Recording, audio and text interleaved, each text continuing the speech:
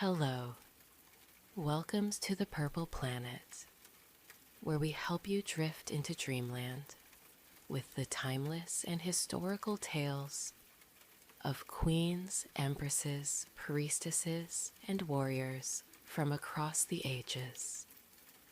In the early years of the 19th century, India was a land caught in the shifting winds of fortune. The mighty rivers traced their ancient courses through fields ripe with harvest, while the timeless hum of prayers drifted from temple courtyards at sunrise. Yet beneath the tranquil rhythms of daily life, a storm was brewing. The British East India Company had grown from a merchant enterprise into an empire unto itself, and its ambitions seemed as boundless as the horizon. Across the vast subcontinent, its flag fluttered above forts and palaces, and its officials, clad in crisp coats and bearing the weight of distant authority, redrew borders, rewrote laws, and reimagined the future. For centuries, India's princely states had managed their affairs with a blend of tradition and adaptation. But now, each passing year saw more of their autonomy slip away. Discontent simmered among the people. Farmers, taxed beyond endurance, watched as their grain filled company storehouses.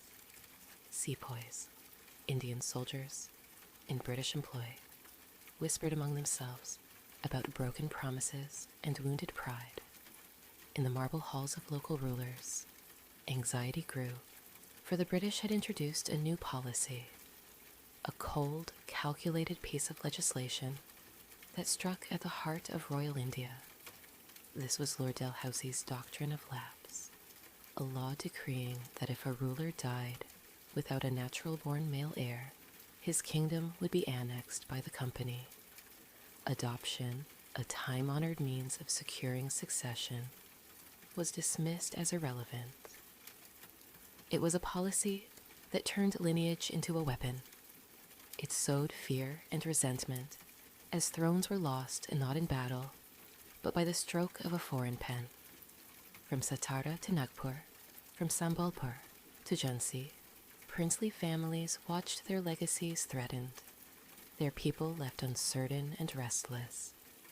Against this backdrop of encroaching colonial power and surging unrest, a new chapter in India's story was about to begin. In a world shaped by tradition and turbulence, a young girl was born who would one day defy an empire and etch her name forever in the memory of a nation. She was born in the ancient city of Varanasi, known as Kashi, where the sacred Ganges shimmered beneath saffron dawns, and the air was thick with the scent of incense and the murmur of prayers. On November 19th, 1828, in a modest but proud Marathi Brahmin household, Manikarnika Tambe entered the world. Her father, Moropant Tambe, was an official in the court of Peshwa Bajirao II, and her mother, Bhagirathi Sapre, a woman of quiet dignity and inner strength. From the very beginning, Manikarnika, affectionately called Manu, stood apart. She was quick-witted and spirited, her eyes bright with curiosity. While other little girls learned the arts of embroidery and song, Manu was more often found in the courtyard, watching the wrestlers, listening to old soldiers recount tales of valor, or pestering her father with questions about the world beyond the city's ghats. Her mother, sensing her daughter's restless intelligence, encouraged her to read not only the scriptures, but also the great epics, the Mahabharata and the Ramayana, where women too shaped destinies and altered the fates of kingdoms. Life in Kashi was a tapestry of rituals and festivals, of market bustle and scholarly debate. Manu absorbed it all, learning Sanskrit and Marathi, reciting verses and debating philosophy with the pundits who visited her father's home. Yet her education did not end with books. Recognizing her unusual drive, Morapant arranged for her to learn horseback riding, archery, and swordsmanship, skills traditionally reserved for boys and warriors. It was said in the lanes of Varanasi that Manu rode her horse, Sarangi, like a prince, her braids flying behind her, a wooden sword strapped to her side. She was fearless, leaping across the training yard, her laughter echoing after her. Neighbors shook their heads, half in shock, half in admiration. The world was changing, they said, and perhaps this bold child was a sign of the times. But beneath her youthful exuberance, Manu was also absorbing lessons far more subtle. From her father's conversations with visiting nobles, she gleaned a sense of politics and the fragility of power. From the stories of Rani Durgavati and Ahilyabai Holkar, she learned that women could rule as wisely and fiercely as any man. And from the city's ceaseless cycle of birth, death, and devotion, she drew an understanding of dharma, duty, righteousness, and the cost of sacrifice. By the time Manikarnika was 14, she was already marked by uncommon grace and intellect, her mind sharpened by both study and struggle. She had seen loss. Her mother passed away when Manu was still a child, leaving her in the care of her father and the larger, watchful community that had become her extended family. Grief, in its quiet way, had made her resilient. And so, when destiny called her away from Kashi, she was ready, though she could not have known how her life would change, or how the world would one day remember her name. Manikarnika's journey from the narrow alleys of Varanasi to the royal halls of Jhansi began with a marriage proposal that would change the course of her life and, in time, the fate of a kingdom. In 1842, when she was just 14, Manu was wed to Gangadhar Rao Newalkar, the Maharaja of Jhansi, a principality nestled in the heart of Bundelkhand. The transition from Manu, the spirited daughter of a court official, to Lakshmibai, the queen of Jhansi, was as daunting as it was transformative. The ceremony itself was a spectacle of color and tradition. Elephants adorned in silks, Brahmin priests chanting ancient hymns, streets lined with people eager to catch a glimpse of their new Rani. As she entered the palace, Manu was given her new name, a name that would soon echo far beyond the walls of Jhansi, Lakshmibai. Jhansi was a kingdom of storied fortresses, bustling markets, and rolling hills, guarded by battlements that seemed to rise out of the very earth. Its people were proud, known for their fierce independence and deep loyalty to their rulers. Yet beneath the surface, the political world was shifting. The British presence loomed ever larger, their emissaries visiting the palace with veiled intentions, their eyes always on the future of the state. Gangadhar Rao was an able and thoughtful ruler, a man of culture and learning, but his reign was shadowed by personal sorrow.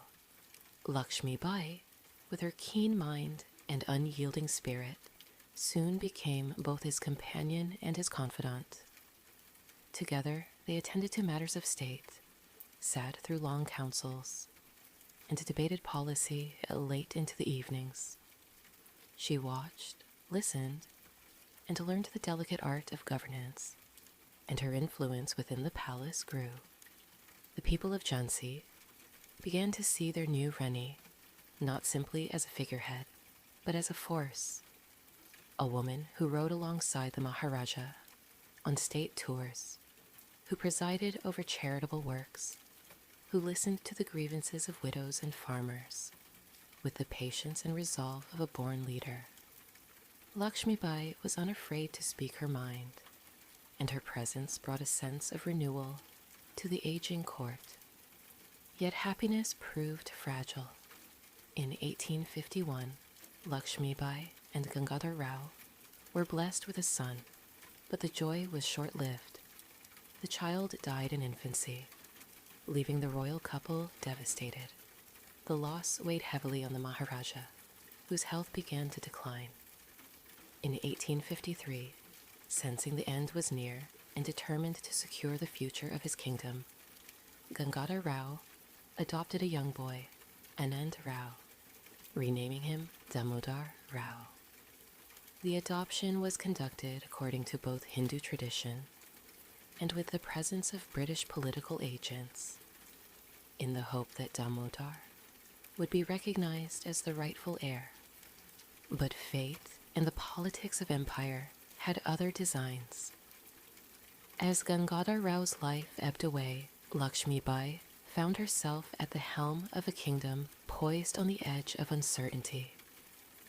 She mourned her husband deeply, but even in her grief, she steeled herself for the trials to come. With Damodar Rao, the adopted son she now loved as her own, she stood ready to defend not only her family's honor, but the sovereignty of Jhansi itself.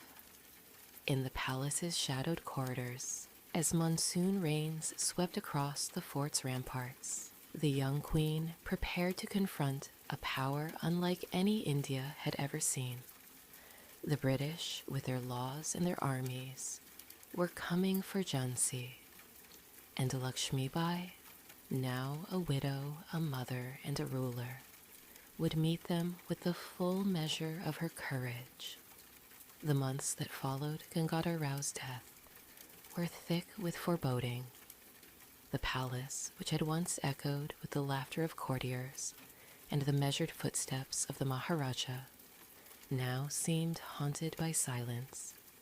Lakshmibai, still in mourning, dressed in simple white, her face set with a quiet determination, became the pillar around which Jhansi's hopes and fears revolved.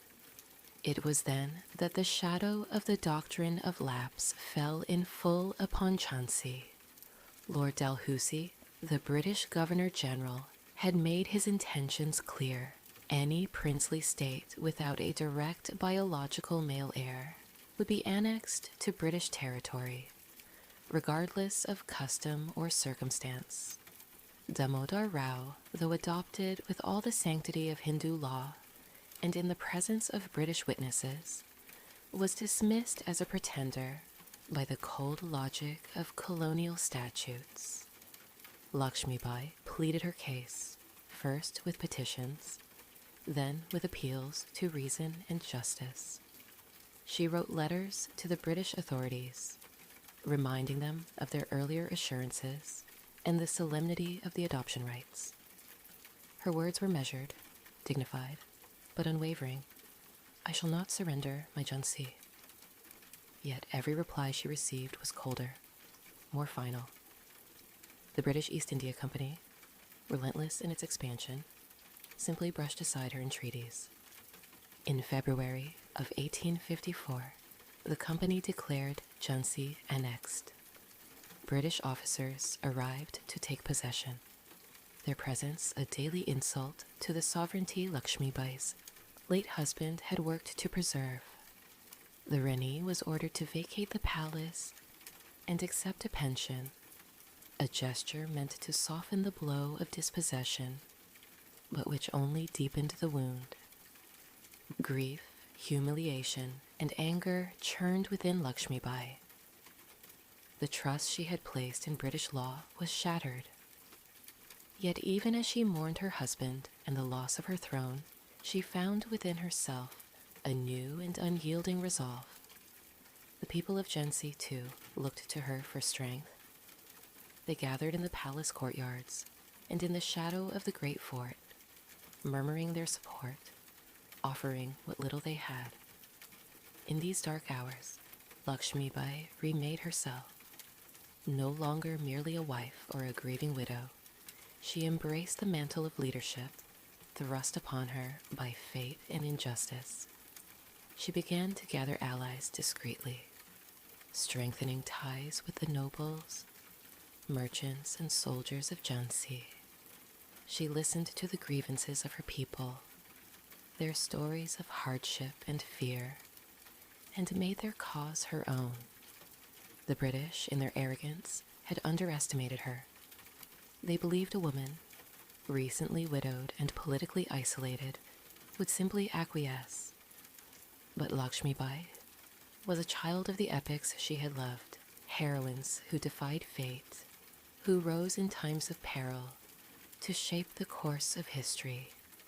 As the monsoon rains battered the walls of Jhansi, she resolved that her kingdom would not be surrendered without a fight. In the eyes of her people, Lakshmibai became more than a ruler. She was a symbol, a beacon of hope in a world shadowed by foreign rule. The seeds of resistance had been sown, and the Rani of Jhansi would soon become the heart of a storm that would sweep across the land. By 1857, the simmering unrest that had gripped India for years finally erupted into open rebellion. What began as a mutiny among sepoys, Indian soldiers in the service of the British East India Company, soon spread like wildfire across the northern plains. The First War of Independence, as it would later be called, drew in princes and peasants, Hindus and Muslims, those who yearned for lost honor, and those simply desperate for change. The land itself seemed to tremble with the fury and hope of a people pushed too far. In Jhansi, the spark found ready tinder. Lakshmibai, already admired for her intelligence and courage, now became the heart and soul of resistance. The British had left a garrison in the city, but as the rebellion spread, their hold weakened. The people of Jhansi, emboldened by the rising tide, rallied to their Rani. Merchants offered gold, farmers pledged grain, and soldiers, both veterans and young recruits, flocked to her banner. Lakshmibai moved swiftly. She forged alliances with neighboring kingdoms and welcomed rebel leaders from across Bundelkhand into her court. With her own hands, she organized the training of her troops, drilling men and women alike in the art of war.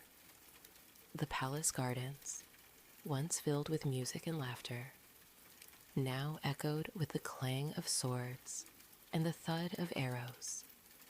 Under her command, the women of Jhansi took up arms alongside the men, their saris tucked at the waist, their eyes fierce with purpose.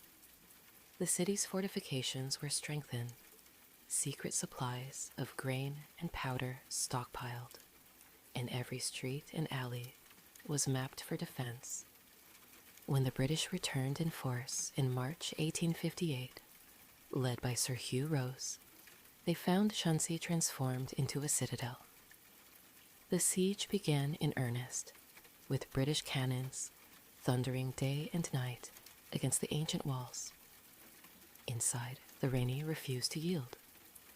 She rode daily along the ramparts, her armor gleaming, her words a balm for the frightened and the weary. She inspired her people, if not with promises of victory, but with the certainty of honor. We fight for our dharma, for our land, and for the future of our children. The battle raged for weeks. The British, with superior firepower and numbers, slowly battered their way through the defenses. Yet Lakshmibai's leadership never faltered. She devised daring sorties, striking at enemy camps under cover of darkness. She tended to the wounded, comforted the orphaned, and prayed in the palace temple, all while plotting the next day's resistance. Her presence was everywhere, on the battlements, in the strategy room, at the bedside of the dying. Then, as the walls were breached and the British poured into the city, Lakshmibai made her most fateful decision. Refusing to surrender or be captured, she strapped her young son, Damodar Rao, to her back, mounted her loyal horse, Badal, and beneath a hail of bullets, leapt from the fortress into the chaos below.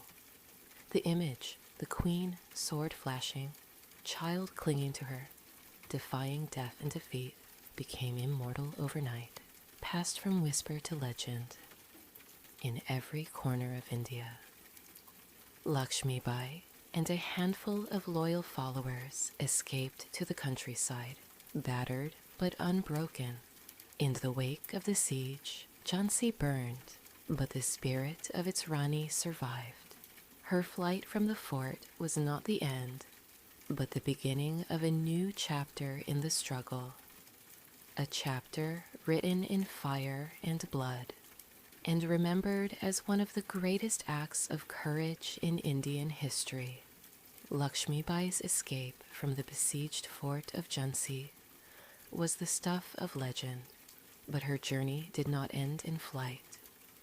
Driven by duty and a fierce, unyielding will, she rode through the parched fields and forests of Bundelkhand.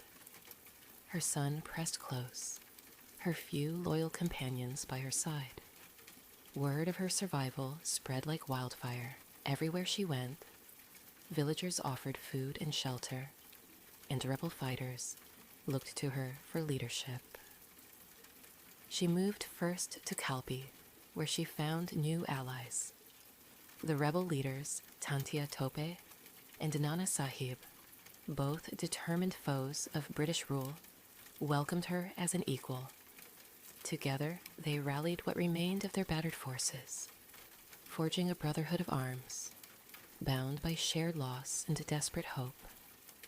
In Kalpi, under Lakshmibai's influence, the ragtag army, trained and organized, their resolve hardening in the face of adversity.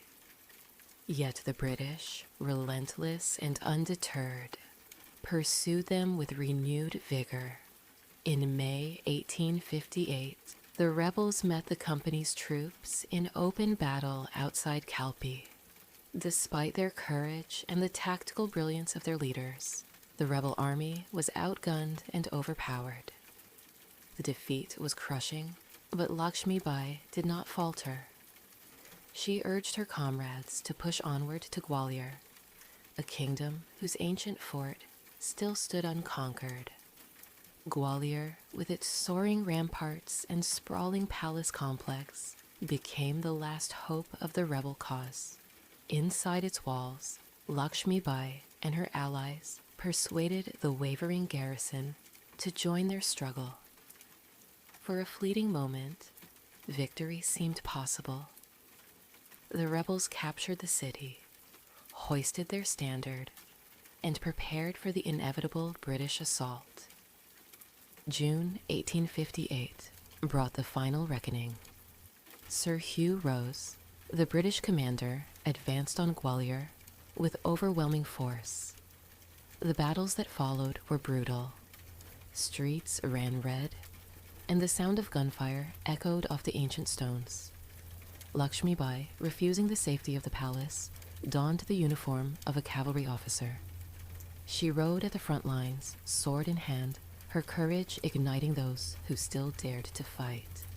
On June 18, 1858, near the small village of Kotaki Sarai, the end came. Surrounded by British troops, outnumbered and exhausted, Lakshmibai fought with unmatched ferocity. Witnesses later recalled the sight: a queen in soldier's garb, her face streaked with sweat and dust, her movements swift and sure. Even as bullets tore through the air and her horse stumbled, she pressed on, defending her comrades and her son until the very last. Her death was as heroic as her life. Some said she fell to a bullet, others to a saber's slash. Loyal attendants carried her body away, ensuring it was never paraded in triumph by her enemies. The British, who had feared her defiance and sought her capture above all else, could only offer grudging respect. General Hugh Rose himself declared she was the bravest and best of the rebels, and the most dangerous to our power. With Lakshmibai's fall, the flames of the rebellion flickered and faded. Gwalior was retaken, the rebels scattered, and the dream of swift freedom was lost.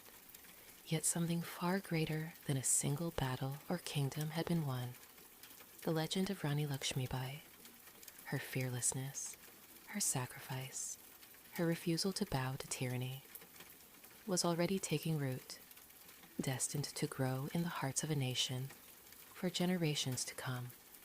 Long after the guns fell silent and the dust of rebellion settled over the plains, the story of Rani Lakshmibai endured, outlasting the empire that had sought to erase her. In the decades that followed her death, as India's freedom struggle took on new forms and leaders, her legend grew, woven into the very fabric of the nation's collective memory. In the villages of Bundelkhand, grandmothers told her tale to wide-eyed children by the light of oil lamps. Poets and singers gave her new life, their verses carrying her valor to every corner of the land. Subhadra Kumari, Chauhan's iconic poem, its lines burning with pride, became a rallying cry. Kub, Ladi Mardani, Wa to Jhansi, Wali Rani Thi. She fought valiantly. Indeed, she was the queen of Jhansi.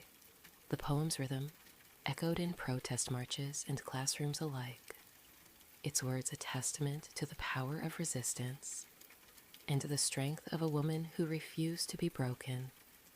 Lakshmibai became more than a historical figure. She was myth and memory, symbol and inspiration.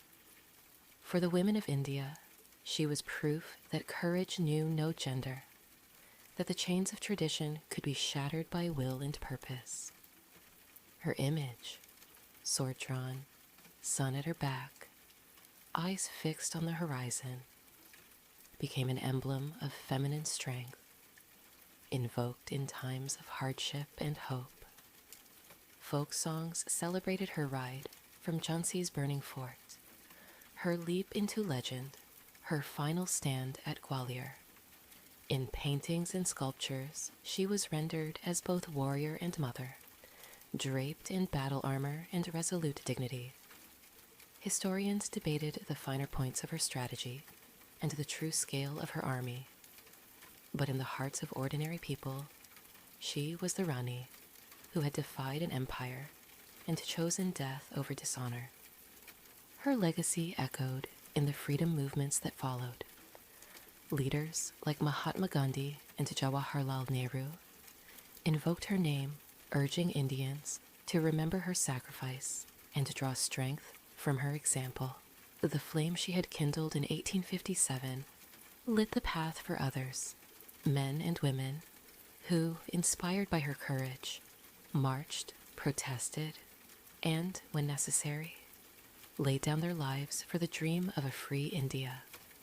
Even after independence, Lakshmibai's story remained central to the nation's identity.